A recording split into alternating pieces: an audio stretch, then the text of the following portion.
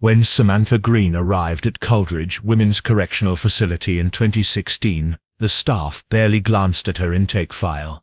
She was just another inmate in a long line of faces, dressed in an orange jumpsuit, her wrists bound in steel cuffs that clinked when she moved. To the guards, she was nothing more than another offender with a lengthy sentence, a number on paper, a bed to fill in an overcrowded prison. But to those who truly watched her closely, there was something different about Samantha. She carried herself with an unsettling confidence, a quiet sharpness in her eyes that suggested she was calculating her every move. Unlike many new arrivals who appeared broken or terrified, Samantha stepped through the gates as if she had been there before, as if she already knew how the system worked. Her crimes were buried under bureaucratic summaries: theft, fraud, and an alleged violent assault. But the real story of her past was less about the crimes she committed, and more about the way she manipulated people around her. She had a history of leaving behind chaos wherever she went, convincing others to trust her, then betraying them when it suited her needs. Still, Coleridge was not the type of place where charm could get anyone far. It was a concrete fortress, where every privilege had to be earned and every misstep punished. Yet somehow, within months of her arrival, Samantha began securing small advantages that set her apart from the rest. It started with her placement.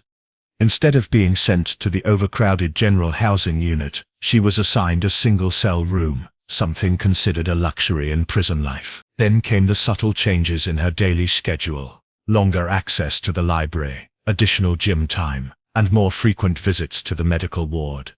At first, inmates whispered that she must have snitched to the staff, cutting deals in exchange for information. But soon the whispers turned into a different kind of rumor.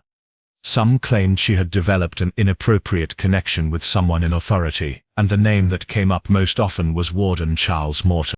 Morton had been at Coleridge for over 2 decades, a man with a reputation for discipline and a strong belief in order. He was known for his stern presence during inspections, for his strict enforcement of rules, and for rarely showing personal favoritism. Yet observers began to notice small cracks in that facade.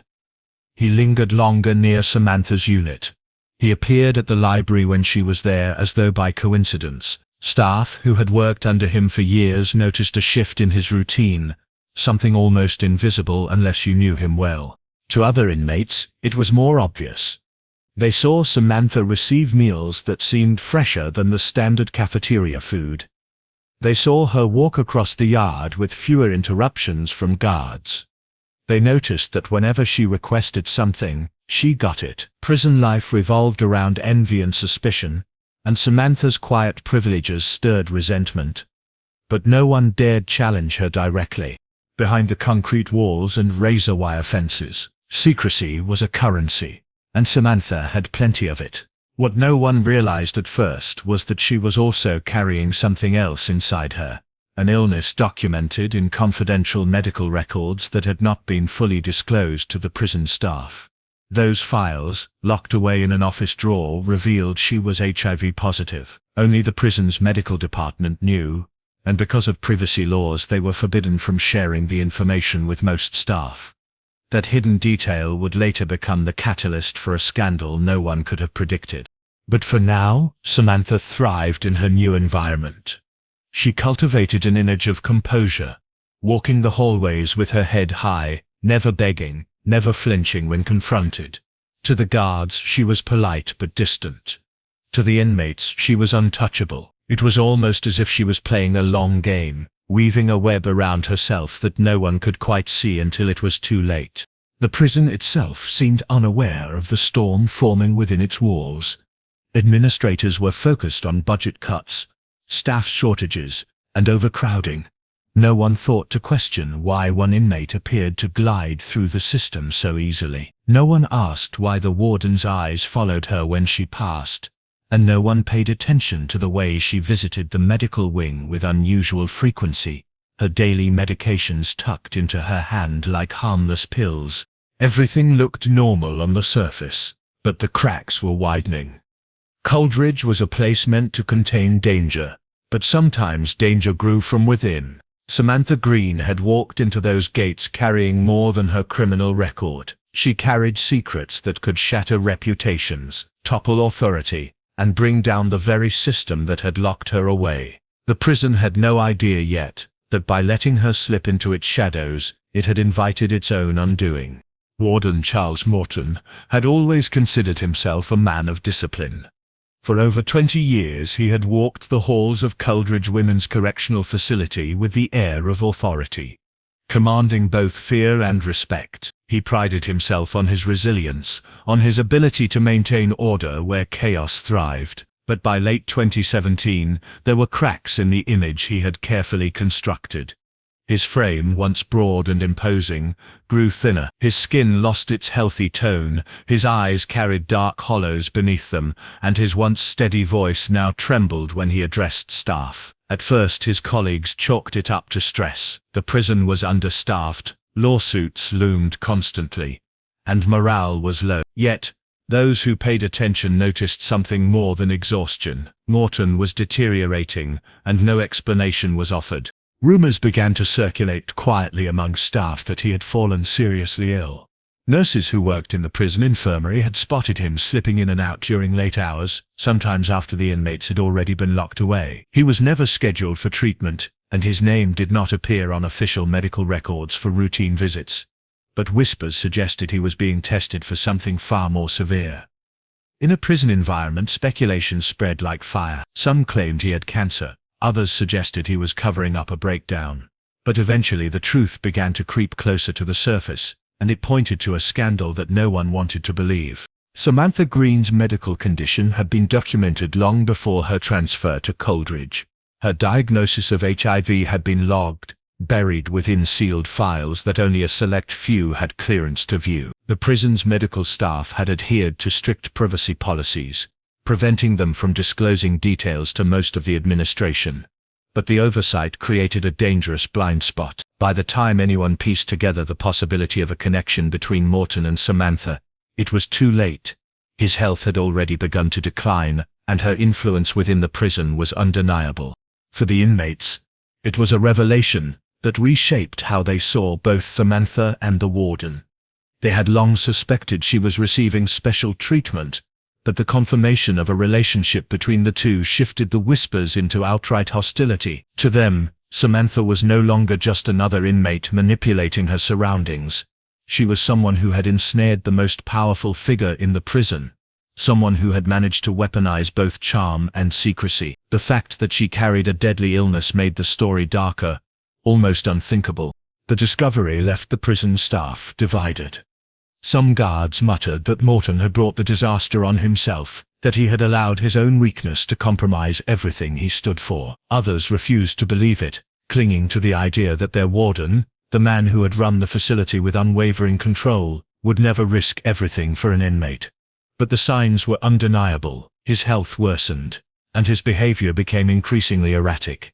Meetings were cut short, paperwork went unfinished. His once sharp focus drifted into distraction. Administrators tried to keep the situation contained, but Coldridge was a place where nothing stayed hidden for long. Nurses quietly confirmed that Morton had tested positive for HIV, though no official statement was ever released. The institution scrambled to rewrite procedures, tightening rules on inmate medical confidentiality, while simultaneously trying to bury the evidence of negligence. The State Department overseeing the prison feared a scandal that would draw lawsuits, headlines, and investigation. Their goal became simple: silence the story before it spread beyond the gates. Meanwhile, Samantha appeared unfazed. In fact, she seemed to carry herself with more composure than ever, walking the corridors with her head held high, as if untouched by the storm surrounding her. Some inmates swore they saw her smirk when Morton passed by, his steps slow, his shoulders hunched with fatigue. Whether it was true or imagined, the perception fed into her reputation. She was no longer seen as an ordinary prisoner, but as someone who had managed to topple a man who once appeared untouchable. The growing resentment inside Coldridge became palpable. Guards grew tense, inmates whispered late into the night, and trust in leadership collapsed. The warden's illness was no longer just his own private downfall. It had become a symbol of corruption and secrecy poisoning the entire prison. Yet, even as the truth spread, the details remained murky. No one knew exactly how deep Morton's relationship with Samantha had gone, or how long it had lasted. Some believed it was a calculated manipulation on her part, designed to exploit his weaknesses. Others whispered it was a tragic lapse in judgment, a man blinded by loneliness and desperation. What was certain was that the power dynamic at Coldridge had shifted. Morton's authority eroded with every passing day, and Samantha's presence became increasingly unsettling to those around her. The institution that prided itself on control had lost its grip, and the consequences of secrecy were only just beginning to unfold. The investigation into Coldridge began quietly, but its ripples spread quickly. A team from the Department of Corrections arrived with clipboards, recording devices, and the air of outsiders who knew they were walking into hostile territory. They were tasked with examining how a warden could have crossed such a boundary with an inmate, and whether institutional negligence had allowed the situation to spiral out of control. Their presence unsettled everyone. Guards whispered that their jobs were at risk. Nurses feared being blamed for concealing medical files. Inmates, sensing the tension, grew restless and suspicious, knowing that when attention from the outside world descended on a prison, punishment often followed. The investigators pored over documents. Surveillance tapes were reviewed, though many were mysteriously missing or corrupted. Schedules were cross-checked, revealing inconsistencies in the warden's movements. In interviews, staff hesitated to answer questions, worried about incriminating themselves. Nobody wanted to be the one who admitted seeing something and doing nothing. Silence became its own defense, but silence also looked like guilt. The investigation revealed layer after layer of failure. Samantha's medical condition had been documented, but her access to private meetings with Morton had not been questioned. The checks and balances that were supposed to prevent abuse of power had crumbled, leaving behind an institution that now seemed complicit in its own downfall. While the officials worked, Samantha's world inside the prison began to change. For the first time since her arrival, she showed signs of unease. Notes started appearing in her cell. At first they were vague, short messages scribbled in pencil warning her that she would pay. Soon they grew more specific, accusing her of destroying the warden and threatening her life. They were shoved under her door during the night, sometimes left in her food tray, once even taped to her sink. Guards dismissed them as petty inmate bullying, common in a place where resentment thrived. But Samantha seemed to take them seriously. Her routine shifted. She stopped attending recreation time, avoiding the yard where she once walked confidently among other prisoners. She withdrew from the cafeteria, requesting sealed food packs, claiming she didn't trust anything prepared in the kitchen. Her visits to the library ceased. For someone who had once thrived on being visible, Samantha began to vanish into the shadows of her cell. Other inmates noticed. Some mocked her sudden fear, while others whispered that her downfall was inevitable. In prison, weakness invited predators, and Samantha was beginning to look vulnerable. The investigators noted the threats, but treated them as background noise compared to the scandal at hand. Their focus remained on tracing the chain of negligence. They compiled evidence that pointed directly to systemic failure, not just a personal lapse by Morton. Confidential medical records should have been flagged for high-security monitoring. Access between inmates and administrators should have been strictly regulated. Instead, the lines blurred until they snapped, and the consequences were now impossible to contain. Meanwhile, Morton himself became increasingly absent. His health deteriorated to the point where he rarely appeared in public areas of the prison. When he did, he moved slowly, his once commanding voice reduced to a strained rasp. His decline became symbolic, proof that power, no matter how strong, could be undone in silence and secrecy. For those who had once feared him, his fragility was almost surreal. For Samantha, it was a haunting reminder of the storm she had set in motion. The prison environment shifted into something brittle, as though everyone was waiting for the next collapse. Guards carried themselves with suspicion, their loyalty divided between protecting the institution and protecting themselves. Inmates buzzed with speculation about what would happen to Samantha, some seeing her as a villain, others as a strange kind of tragic figure. The tension grew unbearable, as if the entire facility was holding its breath. The anonymous threats against Samantha escalated.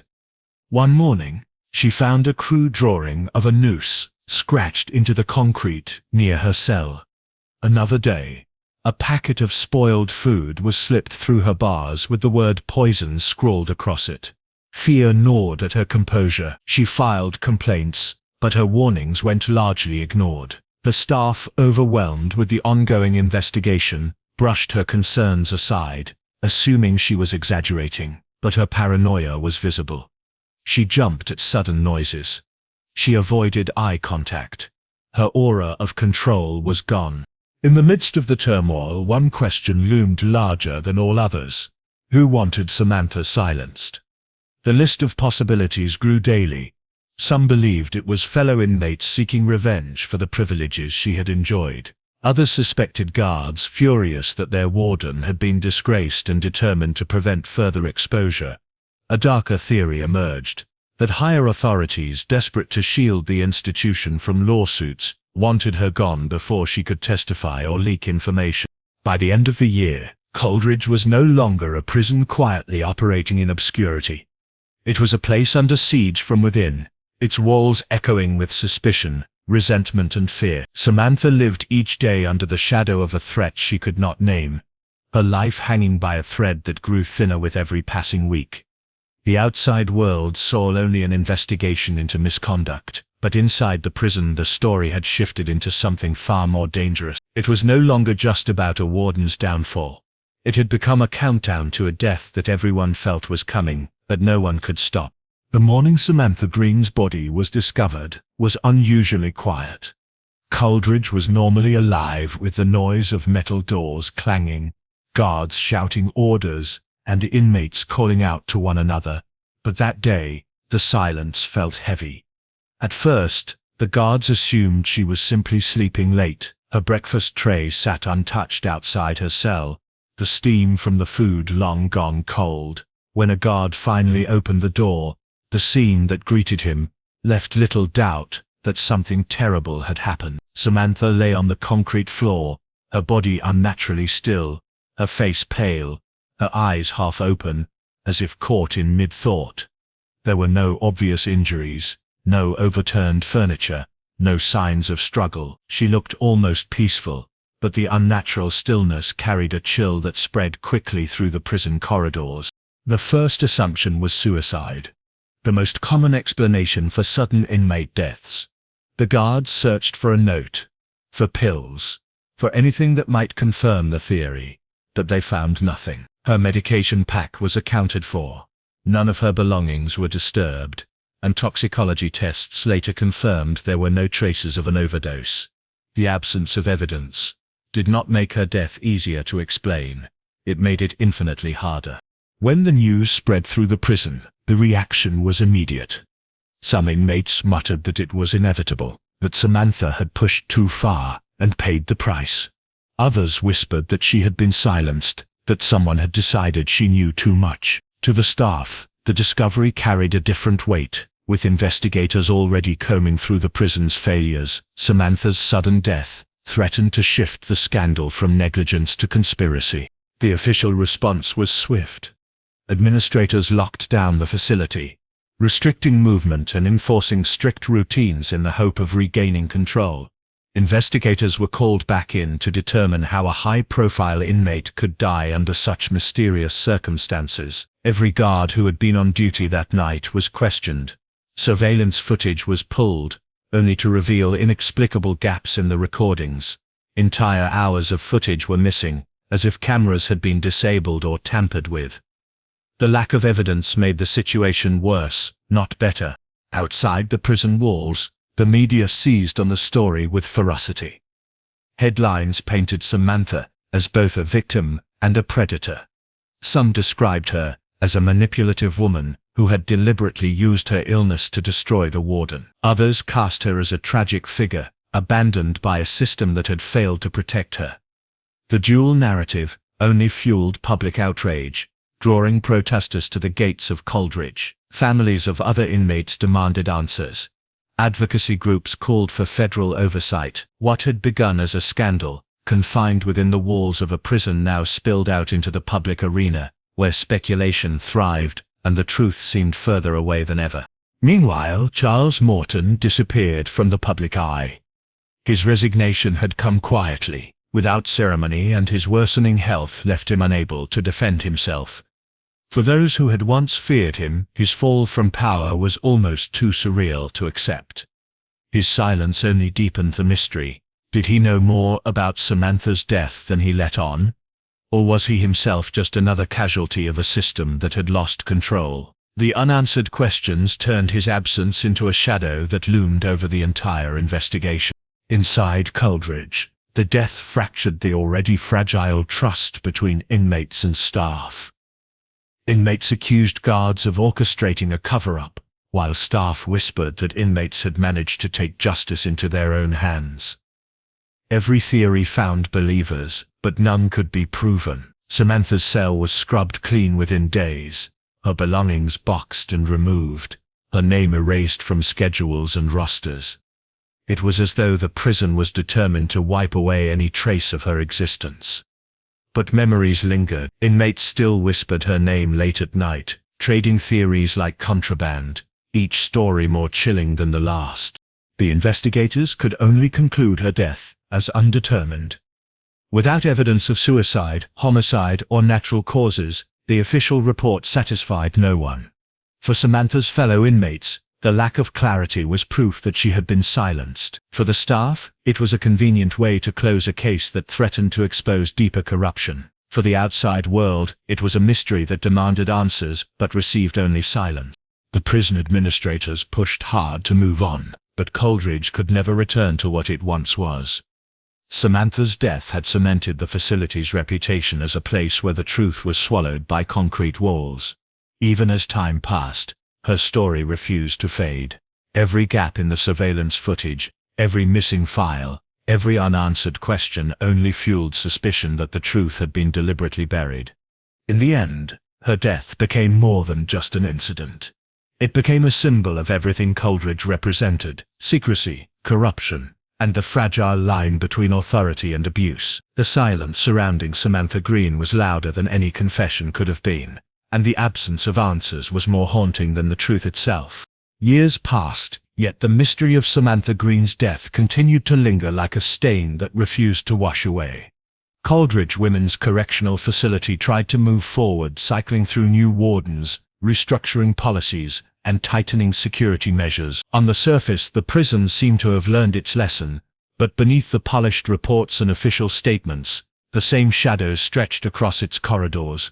Whistleblowers emerged, former staff who could no longer live with the silence, and each of them told a slightly different story. Some claimed Samantha's death had been carefully staged to appear natural, orchestrated by those who wanted to protect the institution from lawsuits and scrutiny. Others insisted she was targeted by inmates who resented her privileges and the scandal she created. No matter the theory, no evidence ever surfaced strong enough to settle the matter. Warden Charles Morton did not live long enough to provide any answers. His resignation marked the end of his public life, and his health continued to deteriorate until he was confined to his home. Isolated, disgraced, and weakened, he rejected every request for interviews, refusing to speak about the scandal that had destroyed his career. Those close to him said he spent his final months in silence, avoiding newspapers, television, and the outside world. When he died, his obituary made no mention of Coleridge, as if his years there had been erased, but those who remembered him knew his legacy was forever tied to Samantha Green, the inmate who had undone him. For advocates of prison reform, Samantha became a symbol of systemic failure. Her story was cited in reports and campaigns that argued for stricter oversight, improved medical transparency, and safeguards against abuse of power. Yet her image remained divided. To some, she was a dangerous manipulator who had used her illness as a weapon. To others, she was a victim of negligence, abandoned by a system that valued secrecy more than human life. This split perception meant her name carried both infamy and sympathy, depending on who told the story. Inside the prison, her memory lingered in whispers.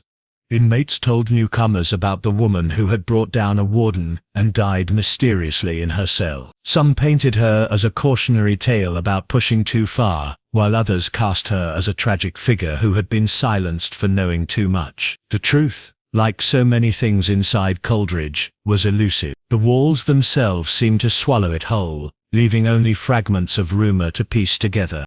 Investigators eventually closed the case with the same conclusion they had reached years before: undetermined. No cause of death, no culprit, no resolution. The absence of clarity only deepened the mystery. In the years that followed, journalists occasionally revisited the story, publishing long articles that questioned whether Samantha's death had been murder, suicide, or an accident, buried under bureaucracy. Each piece reignited public interest, yet none could uncover the missing evidence. Surveillance footage from the night of her death was still gone. Medical records remained sealed. Witnesses either refused to speak or contradicted one another. For those who had been there, the events continued to haunt them. Guards who worked that wing of the prison carried the weight of unanswered questions.